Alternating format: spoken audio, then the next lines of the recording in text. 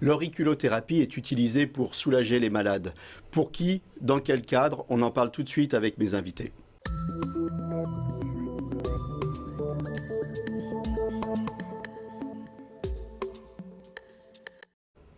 Alors, je suis ici sur le plateau avec Marie-France Richard et puis le docteur Cyril Laporte.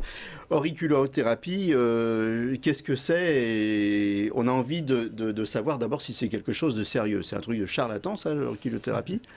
Alors oui, l'auriculothérapie, c'est une médecine très occidentale hein, qui s'apparente un petit peu à de l'acupuncture. On va piquer les oreilles sur des points très précis, mais on n'est pas dans la philosophie asiatique énergétique, on est vraiment dans la neurologie, la neuroscience. Alors comment ça marche? Ça marche en stimulant des points particuliers au niveau de chaque oreille. Il y a 196 points par oreille. On va les stimuler avec des aiguilles ou avec du froid. Et on va aller essayer de modifier le fonctionnement du cerveau ou le fonctionnement de certains organes à travers ces piqûres qui vont stimuler des nerfs qui sont déposés au niveau de l'oreille et qui peuvent faire ça. Des aiguilles, du froid ou du laser? Alors, on utilise des aiguilles et du froid essentiellement. Le laser, c'est utilisé de façon très très anecdotique, mais c'est surtout des aiguilles semi-permanentes qui restent, des petits clous, tout petits clous, qui peuvent rester 1 semaine à 3 semaines et qui tombent tout seuls. Ou alors avec du froid, donc là c'est plutôt de la cryothérapie. Alors par contre, pourtant vous, Marie-France, vous m'avez dit, j'ai été soigné, ce qui m'a séduit, c'était cette technique au laser, donc on vous a pas mis les petits clous à vous. En fait, j'ai eu l'occasion la première fois pour être suivie pour l'auriculothérapie avec un médecin à cette époque-là que je connaissais. C'était sous forme de petits clous. Alors on dit petits clous parce que c'est microscopique. Ça a la forme d'un clou. C'est pas du piercing, hein, loin de là. Mais ça fait quelques petits millimètres. Et en fait, j'ai eu l'occasion de connaître cette façon d'être soignée. Mais avec le docteur Laporte, j'ai pu bénéficier justement de ce soin par le froid, ce qu'il appelle. Donc la méthode est un peu différente de celle des clous parce que déjà, elle est un peu moins douloureuse au niveau du suivi. Et ça permet de pouvoir cibler le point qui correspond à l'inflammation qui est dans le corps. Bon, moi, j'ai pu en bénéficier. Mais vous m'avez parlé du laser aussi, alors... Oui, je disais sous forme de laser parce que pour moi c'était un petit faisceau. Donc en fait quand j'ai dit laser c'était plutôt par le froid. Il y a une petite erreur de ma part, mais ça n'avait rien à voir avec les clous que j'avais auparavant. Et j'ai trouvé qu'au niveau de la méthode du docteur Laporte me convenait beaucoup mieux parce que c'était moins douloureux au niveau du suivi. Bon, après, il peut arriver que les 2 oreilles soient touchées. À ce moment-là, quand on veut se coucher avec les clous, c'est un peu plus douloureux. Vous vous êtes connu, vous aviez une polyarthrite et Oui. vous vous êtes connu dans le cadre du suivi de votre cancer. Hein, vous avez un cancer du sein, vous êtes en rémission et c'est à ce moment-là que vous avez connu le docteur Laporte. Voilà. Qui a eu une approche globale de votre cas et qui à un moment vous a parlé de l'auriculothérapie, c'est ça? Tout à fait, parce que je lui ai fait part justement que j'étais suivie dans ce cadre-là à l'unité antidouleur qui me prenait en charge.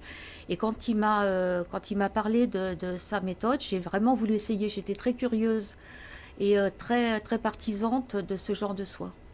Et j'ai trouvé vraiment une amélioration non négligeable. Qu'on soit bien clair, l'auriculothérapie, ça soulage, c'est pas fait pour soigner le cancer.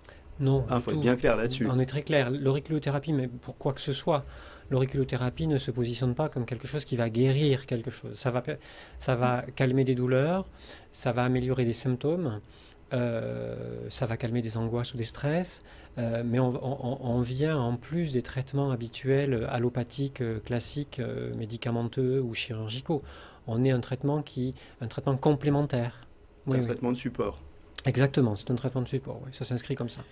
Combien de séances avant que ça marche? D'abord, est-ce que ça marche?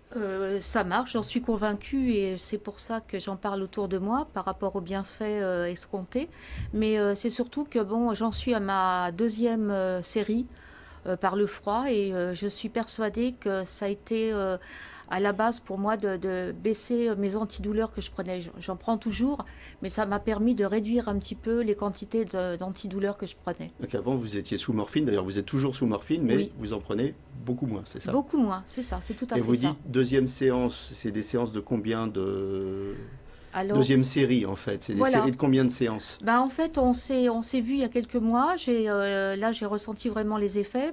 Bon, comme tout, ils ont le bienfait s'est escompté. Là, on a repris rendez-vous pour la première semaine de janvier pour refaire une séance. Donc, les Et les effets, améliorations. vous les avez ressentis au bout de En quelques jours. quelques jours? Quelques jours, oui, oui. Oui, C'est oui, quelques miraculeux, ce jours. truc-là, alors. Écoutez, ça vaut la peine d'être essayé. Franchement, je trouve que c'est quelque chose de pas négligeable comme méthode pour pouvoir compléter une autre prise en charge. En tout cas, si on est sceptique, on n'a rien à perdre à essayer. Tout à fait. Est-ce qu'il y a des effets secondaires? Les effets secondaires sont liés à la technique, c'est-à-dire que si on met des clous, on peut un peu accrocher les clous au niveau des oreilles, si on met un casque ou lorsqu'on dort. Et lorsqu'on utilise une technique qui est de la cryothérapie, on va avoir une petite sensation de froid sur les poings. Ensuite, pendant 1 heure ou 2, les oreilles sont chaudes, comme lorsqu'on est au froid et qu'on se met les mains au chaud, tout d'un coup on a très chaud. Puis il peut y avoir des petites croûtes sur ces points-là qui tombent au bout de 2-3 semaines, mais il n'y a pas d'autres effets, non. Est-ce qu'il y a des contre-indications? Il y a des contre-indications, notamment avec les clous, on est sous anticoagulant, à forte dose notamment, on peut avoir tendance à... Il faut faire attention, ça peut saigner. Il y a certains mois de la grossesse, il y a des points à ne pas faire, hein. Alors, il n'y a pas des contre-indications absolues de l'auriculothérapie, mais il y a des points dont on sait qu'il ne faut pas les faire dans certaines conditions particulières. De grossesse ou dans certains cancers, il y a des points à ne pas faire, par exemple, aussi. Alors, est-ce qu'il y a des sceptiques, y compris dans le monde médical? Oui, bien que ce soit utile, bien que ce soit étudié à la faculté, tout ça, il y a encore des sceptiques, puisqu'on sort d'une logique de prescription médicamenteuse, hein, qui est une logique assez généralisée. Et c'est vrai que sortir de ce cadre-là fait qu'il y a des gens qui sont un petit peu en retrait, qui regardent ça avec un regard un petit peu suspicieux ou qui pensent que ça ne marche pas du tout. Voilà, mais après, les choses vont évoluer petit à petit. Qui est habilité à faire de l'auriculothérapie? Est-ce qu'un acupuncteur peut en faire? Est-ce qu'il faut être médecin? Où est-ce que je trouve les gens qui sont habilités pour faire de l'auriculothérapie? Comment ça se passe? Alors, l'auriculothérapie, il y a un diplôme interuniversitaire qui se fait à Paris 11 et à la faculté de Strasbourg, qui est ouvert aux médecins et aux dentistes, si mes souvenirs sont bons. Moi, quand je l'ai passé, c'était aussi ouvert aux dentistes et aux sages-femmes. Et une fois qu'on a fait la formation de 2 ans, on a un diplôme d'auriculothérapie et il y a un répertoire, un annuaire des praticiens qui ont passé le DIU sur le site officiel qui s'appelle auriculo-scientifique.com. Et il y a un onglet annuaire et on regarde et on peut voir tous Donc les... il faut bien vérifier qu'on ne va pas, justement, chez un charlatan qui va vous proposer des traitements qui n'en sont pas, en fait. Voilà. L'auriculothérapie, c'est quelque chose de sérieux, c'est quelque chose d'encadré, Oui. Et il y a un diplôme d'auriculothérapie. Il y a un diplôme interuniversitaire à la fac, oui. C'est ça. Quand on vous soigne, alors on vous a soigné 1 oreille, 2 oreilles, comment ça se passe? Bien, en fait, on prend déjà une oreille. On prend en référence une oreille par rapport aux points qui sont enflammés. Et on complète, à la limite, par la 2e oreille. Mais en général, une oreille, ça devrait pouvoir passer. On a mal après? Non, sur le coup, c'est un petit peu chaud. Ça donne un aspect chaud-froid un petit peu surprenant. Mais non, pas du tout, hein. Il n'y a pas de problème. Quand on s'endort, ensuite, ça frotte contre l'oreiller, ça irrite, ça... Bien justement, c'est beaucoup plus confortable par le froid que ça ne l'était par les clous. Les clous, comme on disait tout à l'heure, quand on va pour se coucher et mettre la tête sur l'oreiller, c'est un peu plus sensible, un peu plus douloureux, puisque justement, ça touche des points qui sont inflammés. Donc, il peut arriver que ça saignote un petit peu. Donc, c'est beaucoup plus confortable par le froid. Alors, dites-moi, les clous, c'est traumatisant, ça, faut trouver un autre nom. On ne dit pas aux gens, on va vous mettre des clous dans l'oreille. Alors, ils sont comment, ces petits clous, en fait? Alors, c'est des petits implants, c'est quoi? C'est comme des piercings, c'est plus petit? C'est plus petit, c'est en encore fait... plus petit qu'un piercing? Oui. Bon. Le terme médical... C'est comme un plomb de chasse. Oui, c'est ça, c'est un petit peu ça. C'est vraiment, ça a la forme d'un clou parce qu'il y a une tête et il y a une petite, quelque chose qui a percé. Ça fait à peine 1 millimètre, 1-2 millimètres.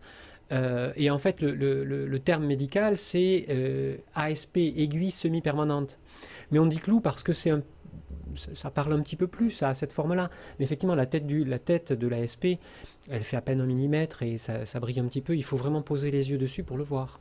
Comment ça se pose? Alors, c'est dans une sorte de petit injecteur en plastique. C'est à l'extrémité de l'injecteur en plastique. Et sur l'autre extrémité, on appuie avec le pouce. Et le fait d'appuyer injecte l'ASP dans le. D'accord, qui va se sur le résorber et qui va tomber au bout d'un moment. Voilà, ça qui va tomber au bout de quelques jours à 3 semaines, c'est variable. Et donc il faut être extrêmement précis quand on le pose, ou c'est quoi le degré de précision? C'est 1 millimètre, c'est moins?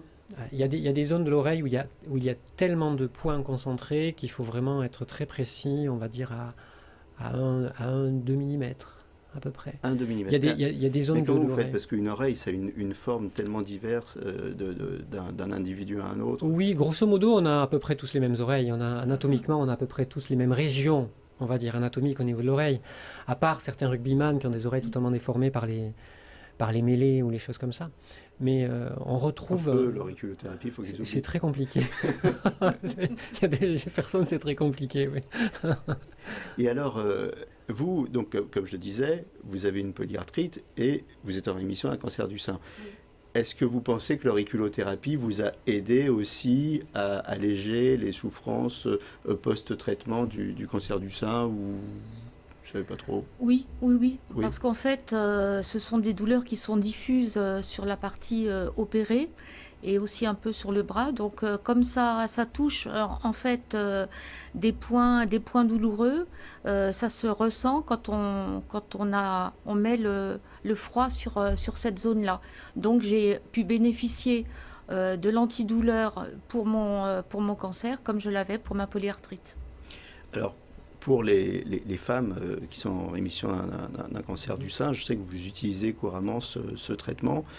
Parlez-nous un petit peu de ça, comment ça se passe? Alors on va l'utiliser, déjà les indications, on va utiliser l'auriculothérapie lorsqu'il y a des fourmis dans les mains et dans les pieds liées aux chimiothérapies, ce qu'on appelle des paresthésies. Là on peut améliorer la symptomatologie et les faire récupérer beaucoup plus vite. On va aussi utiliser l'auriculothérapie dans les douleurs les douleurs résiduelles après chirurgie du sein, que ce soit une mastectomie lorsqu'on a enlevé la totalité du sein ou une partie. Parfois on a des douleurs de cette zone-là et ce sont des douleurs neuropathiques. Pour bouger ou des irritations suite à la radiothérapie? Non, ce sont des douleurs pour bouger liées au geste chirurgical. D'accord. Parce qu'on coupe la peau forcément et on coupe des petits nerfs et le fait de couper ces petits nerfs engendre des douleurs résiduelles au niveau de la peau. Et l'auriculothérapie a vraiment une très très grande indication dans tout ce qui est douleur d'origine neurologique de cet ordre-là. Et là, on améliore vraiment très bien. Je dois dire que moi-même, je suis très surpris des résultats parfois en voyant des douleurs disparaître totalement. Donc ça marche post-chirurgie, mais post-radiothérapie, c'est pas efficace, ou moins? Ouais, c'est moins efficace. On n'est pas dans les mêmes mécanismes de douleur par rapport à la radiothérapie. La radiothérapie, c'est plus une sensation de brûlure sur la peau, et le mécanisme neurologique n'est pas tout à fait le même. Donc il est moins accessible à l'auriculothérapie. Ouais. Au bilan, alors vous, qu'est-ce que vous diriez aux gens qui souffrent comme vous d'une polyarthrite ou qui se sont fait traiter pour le cancer? On y va sans hésiter? Écoutez, pour ma part, j'ai vraiment été très heureuse d'avoir pu bénéficier de cette méthode par le froid. J'ai trouvé que ça m'avait beaucoup plus amélioré que le système par petits clous, parce que bon, on a tendance à l'appeler comme ça. Mais je suis convaincue que le suivi a été beaucoup plus agréable pour moi avec cette méthode que si je ne l'avais pas eu. J'en discute autour de moi pour mes amis malheureusement qui peuvent aussi être touchés par un cancer comme par des problèmes rhumatismaux. Et je suis convaincue qu'on peut arriver à faire des belles choses pour soulager la douleur des gens. Merci beaucoup. On arrive au terme de cette émission. Un mot de conclusion aussi?